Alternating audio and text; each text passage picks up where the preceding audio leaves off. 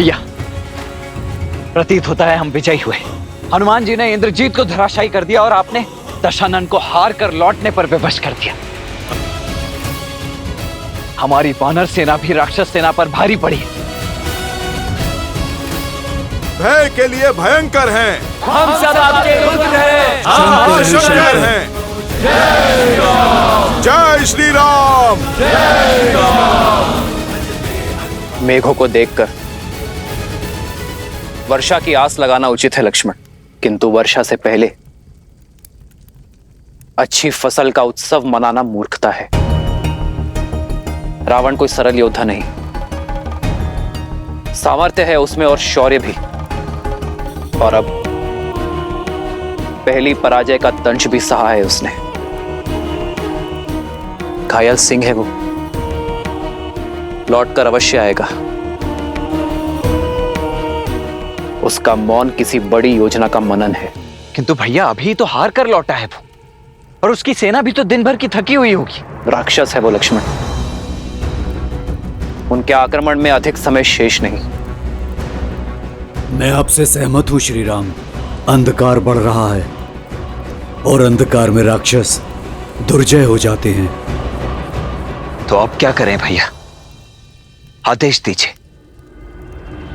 विभीषण कहाँ है?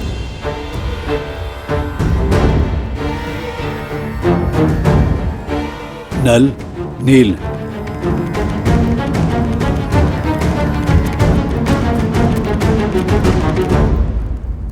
प्रभु, मैं आपकी सोच समझ रहा हूं, किंतु आज जो हमारी सेना ने शौर्य दिखाया, उसका समाचार जब माता सीता तक पहुंचेगा, तब उनके मन में बुझा आस का दीप प्रभु फिर से प्रज्वलित हो जाएगा।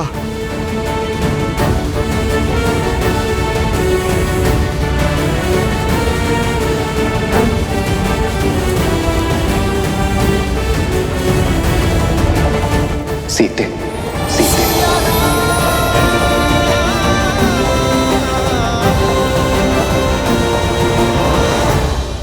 कहाँ है वो सीता? इस विपदा की जड़?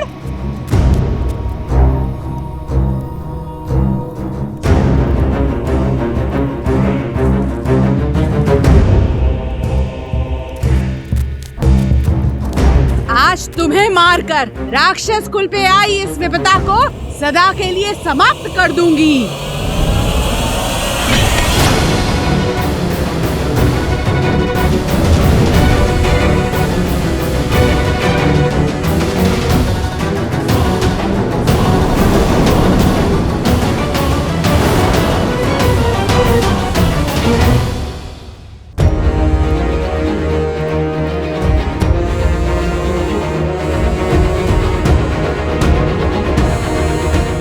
सीता को नहीं मारोगी, बल्कि तुम स्वयं आत्महत्या करोगी। भूल गई लंकेश का आदेश? महाराज का सम्मान उनके आदेश से बड़ा नहीं। आज पहली बार महाराज युद्ध में अपना सम्मान खोकर आए हैं, वो भी इस सीता के कारण। महाराज का मान और सम्मान धराशायी हुआ है। महाराज के अजय रथ को इसके पति उस वनवासी ने चूर चूर कर डाला। मेरी मानो, समाप्त कर डालो इसे, मत बचाओ इसे।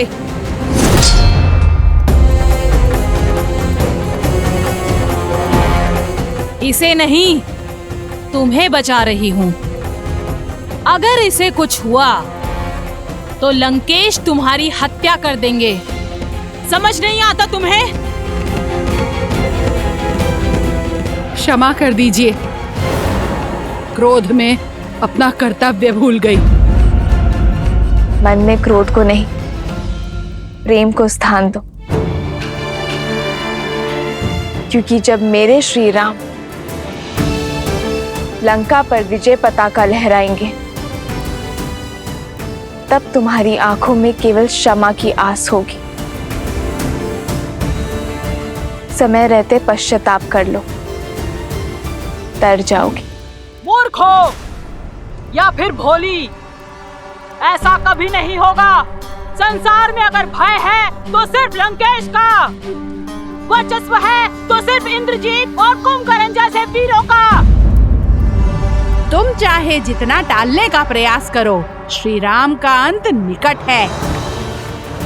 टाल तो तुम रही हो विधि के विधान को, धर्म और न्याय की पुकार को, क्योंकि इस युद्ध में अंतिम विजय धर्म की ही होगी, मेरे श्री राम की ही होगी। और उन्हें ना तुम्हारा अंधविश्वास रोक पाएगा और ना ही तुम्हारे लंकेश का अहंकार।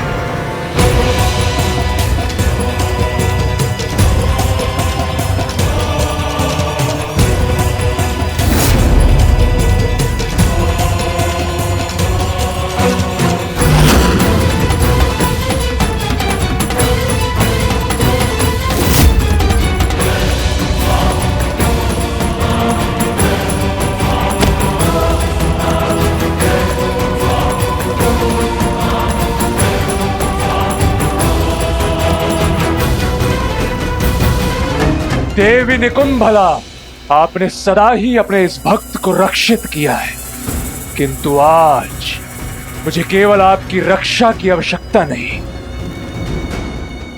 मुझे आपसे वो बल चाहिए जिससे मेरे शत्रु की रक्षा कोई भी ना कर पाए, और उसके लिए मुझे आपके पिशाचों की सेना की आवश्यकता है देवी।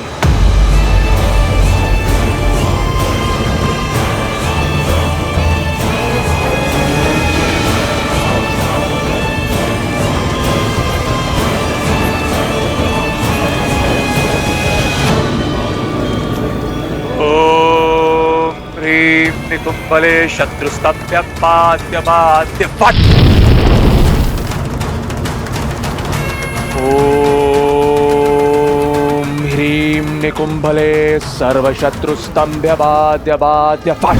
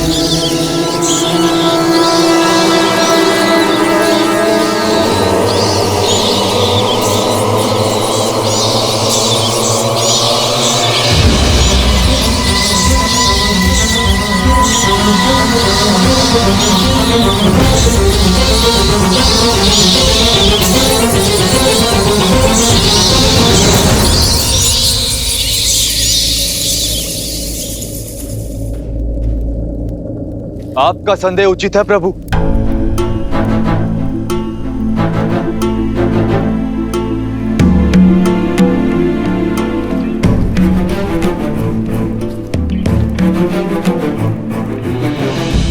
दशानन ना अपमान फूलते और ना ही प्रतिशोध, और आज उनके पास दोनों ही कारण हैं। आपसे हार कर लौटे और इंद्रजीत घायल है। ऐसे में ये मौन आने वाले बवंडर का संकेत है। मेरा अनुभव कहता है कि दशानन शांत नहीं बैठेंगे। अंधकार का लाभ उठाकर रात्रि में माया युद्ध का शंखनाद करेंगे।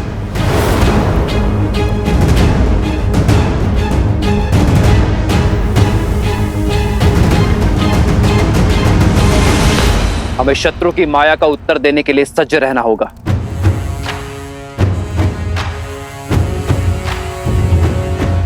बताइए विभीषण, हमारी सेना को सतर्क कीजिए। राक्षस रात्रि के अंधकार में क्या क्या माया खेल खेलते हैं।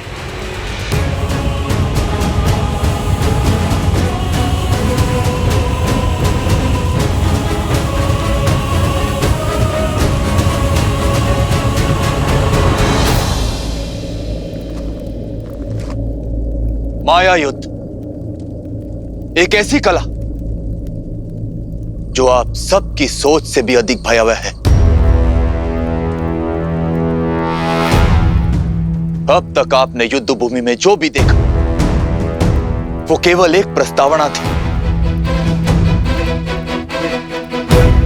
माया का महाग्रंथ बहुत बड़ा है।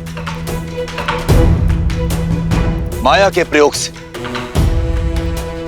राक्षस अपनी इच्छा से कोई भी रूप धारण कर सकते, प्रकृति को प्रकोप में बदल सकते। चक्रवात, आंधी, मेघ, वर्षा, किसी को भी अपना अस्त्र बना सकते। माया केवल एक शक्ति नहीं, माया एक रणनीति भी है, जिसका उद्देश्य युद्ध से पहले ही अपने शत्रु की आस और साहस को तोड़ना। आप जिस पर प्रहार करेंगे वो शत्रु आपके समक्ष होगा ही नहीं, होगी तो केवल माया। वो ऐसे मंत्रों का जाप करेंगे जिनसे भय, भ्रम और उन्माद जन्म लेते।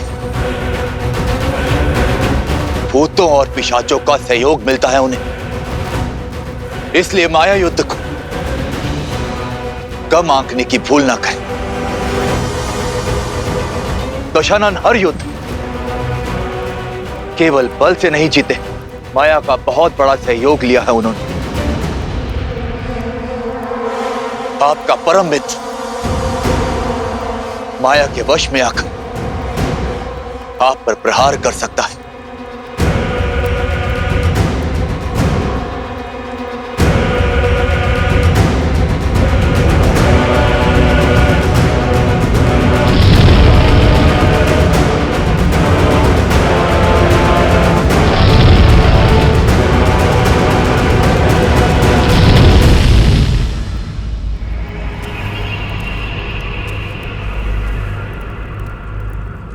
जैसा विभीषण ने बताया, राक्षस रात्रि में अधिक शक्तिशाली है, इसलिए हम उन पर रात्रि में प्रहार करने से बचेंगे। किंतु यदि शत्रु ने प्रहार किया तो हम अपने संपूर्ण बल के साथ शत्रु के प्रहार का उत्तर देंगे। आक्रोश, जोश, क्रोध का ये क्षण है अति विरोध। हनुमान, जामवंशी, सुग्रीव, केसरी जी, नल, नील और अंगद बाकी सेनापतियों के साथ हमारे सुदूर फैले शिविर के भिन्न भिन्न क्षेत्रों में सज रहेंगे।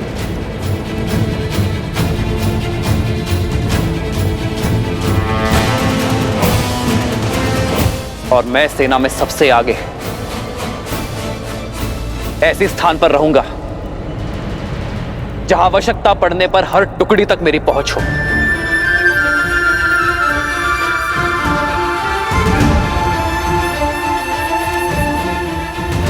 यह धर्म युद्ध है, इसलिए कठिन होना सहज है, पर अंततः विजय हमारी होगी।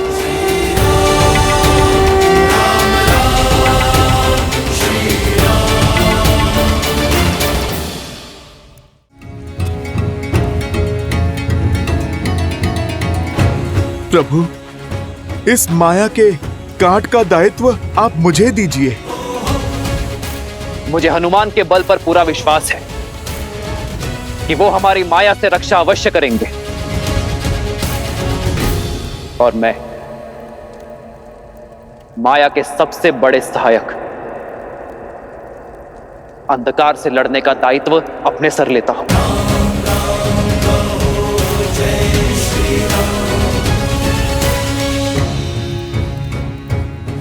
हम अंधकार का नाश प्रकाश से करेंगे,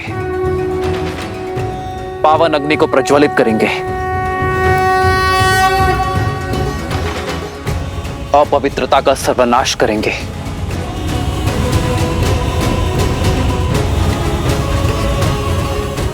लक्ष्मण। जी भैया। अग्नेयास्त्र का आवाहन करने के लिए सज्ज रहना। हमें किसी भी क्षण आकाश से अंधकार का आवरण हटाने की आवश्यकता पड़ सकती है। और हां, माया के किसी भी संकेत को अनदेखा मत करना। जो आज्ञा भैया। जय श्री राम, जय श्री राम। स्वामी, यही कहना चाहती हो ना कि ये युद्ध मेरी लंका का, मेरे राक्षस कुल का सर्वनाश कर देगा, कि वो वनवासी एक नर नहीं, स्वयं नारायण है। जब आपने हमारे पुत्र को युद्ध के लिए भेज ही दिया है, तो मेरे मना करने का क्या लाभ? उचित है, मेरे पति का युद्ध भूमि में अपमान हुआ है, और ये मुझे भी कदापि स्वीकार नहीं। आपको इसका उत्तर अवश्य देना चाहिए। किंतु तुम्हारे इस किंतु ने मेरे आश्चर्य का अंत कर दिया। मैं यही सोच रहा था कि आज तुम मेरा समर्थन कैसे कर रही हो। महादेव की कृपा है कि मेरे पुत्रों की सोच तुम पर नहीं गई। शीघ्र ही मेरा मेघनाद उस वनवासी के प्राणहर राक्षस कुल के अपमान का प्रतिशोध लेगा। अपने पुत्र के शौर्य और सामर्थ्य पर मुझे भी विश्वास है लंकेश। वो प्रतिकार अवश्य लेगा आपके लिए। मैं केवल इतना कहना चाहती हूँ कि इस प्रतिकार के बाद इस अध्याय का अंत कर दीजिए। अपना सम्मान पाने के पश्चात सीता को सम्मान सहित लौटा दीजिए लंकेश, ताकि भविष्य में आपका सम्मान बना रहे। आज भी मेरे विरुद्ध हो तुम? तो सदा आपके साथ ही खड़ी हूं लंकेश, इसलिए तो आपसे विनती कर रही हूं कि सदा आपके साथ खड़े रहने का सौभाग्य मुझे मिल सके, कि कभी कभी आपके बिना मुझे अकेले खड़ा ना रहना पड़े। एक बार पुनः विचार कीजिए, जैसा मैं कह रही हूं वैसा कीजिए, सब सकुशल हो जाएगा। आपका मान भी बना रहेगा और युद्ध भी शेष होगा। सीता की स्वतंत्रता में राक्षस कुल का हित है लंकेश। बस, अब मैं और कुछ नहीं सुनना चाहता। शीघ्र ही मेरे मेघनाद का यज्ञ संपन्न होगा, और शीघ्र अतिशीघ्र उस वनवासी के अंत का आरंभ। सर्वशत्रु स्तंभ्य बाध्य बाध्य वट। ओम ह्रीं निकुंभले सर्वशत्रु स्तंभ्य बाध्य बाध्य वट।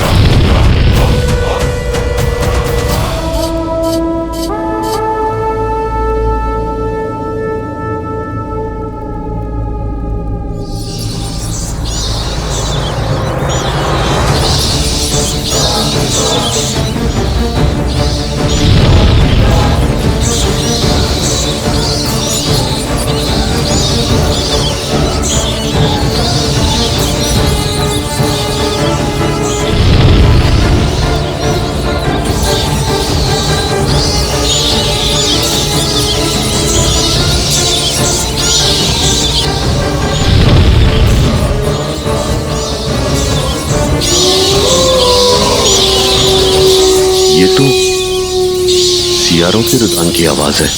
वो लोग भी चित्कार कर रहे हैं।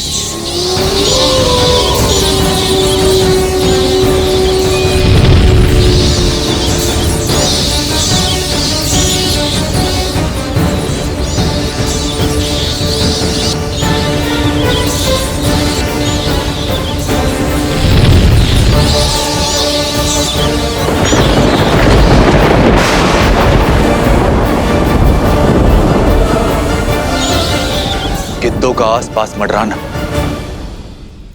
इतने सारे अपशकुनों का एक साथ होना, ये कोई संकेत है।